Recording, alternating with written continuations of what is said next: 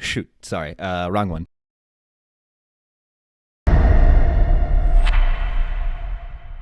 Ah, yeah, there we go. Yeah, that's the stuff. Inside is a 2023 film. I'm not sure how else to describe it. Starring Willem Dafoe as a art thief who breaks into the penthouse of a major artist in search of a self-portrait.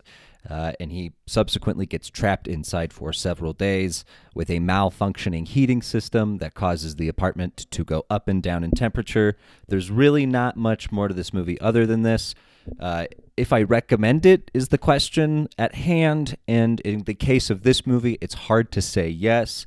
I don't mind a boring film. I don't mind a slow moving film. I don't mind a film with a very minimal cast doing very minimal things, as long as that movie has something to say. And in the case of Inside, it only has something to say in regards to, oh, wasn't the pandemic so hard? Wasn't it so hard being inside? And we already have one thing called Inside by a white guy in a rich position trying to tell us all that it was, oh, so hard staying inside. So no, I probably wouldn't recommend Inside. Now, if it sounds like I'm jaded against movies about rich white people being upset that they have to be stuck inside their beautiful homes, it's because I am.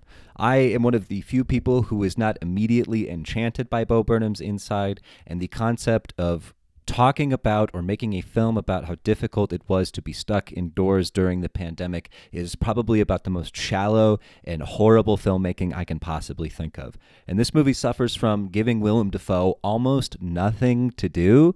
And I've seen other reviews praise his performance in this movie. I don't think his performance is the issue. It's the fact that his performance really only boils down to, hey, sometimes act like you're crazy, sometimes act like you're not crazy, sometimes act like you're hot, and sometimes act like you're cold, which Willem Dafoe does. I mean, he does it well. The other actors who make brief appearances, such as the security guards and the maid that Willem Dafoe's character watches on the camera, do fine from the little brief bits that we're given. The actor who plays the artist whose home Willem Dafoe has broken into makes an appearance during a fantasy section at one point. The fantasy section of this movie is probably the only point in this movie that I was engaged in any way whatsoever. Again, I was waiting for this movie to have some sort of theme outside of, isn't it difficult being stuck in your home? And the more that I think about this movie, the less that I can find in it other than that as a concept. It really truly feels like the director thought, oh, this is it. The director is Vasilis Katsoupas, who has directed only one other thing outside of this, a foreign film. The writer Ben Hopkins has also really not done much that is of any real note other than The 9 Lives of Thomas Cat. That's pretty much it. I mean, again, this is going to be a pretty brief review. I thought Inside was not good, just to be honest. The cinematography, competent. The acting, competent. The writing, competent. But there is nothing more on planet Earth that is frustrating to me than something that is just competent. Why am I spending money on something that's just competent? Why am I giving an hour and a half of my life to something that is just middle of the road, average? It feels like a total waste of time, and I'm going to go ahead and give Inside a 5 out of 10.